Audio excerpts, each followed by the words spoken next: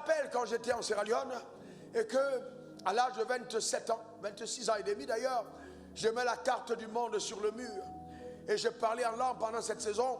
Près de 7 jours d'affilée, je parlais en langue, parce que je ne voulais pas me tromper, je voulais vraiment faire ce que Dieu attendait de moi en ce moment. Je sentais une pression de l'appel sur ma vie. Et donc Dieu m'a dit, je ne peux pas t'utiliser tel que tu es maintenant.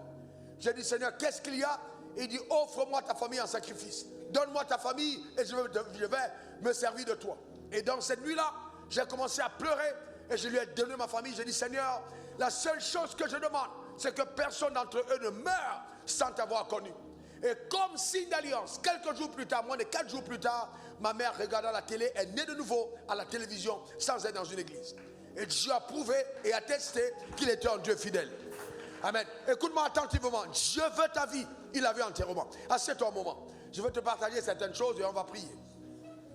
Est-ce que ça va? On va prier. D'accord? Dis à ton voisin, nous sommes là pour prier. Regarde Jean 12, verset 19, verset 16. Mettez plutôt verset 16. Parlant de Jésus, ses disciples ne comprirent pas d'abord ces choses, mais lorsque Jésus eut été glorifié, ils se souvinrent qu'elles étaient écrites de lui et qu'il les avait accomplies à son égard.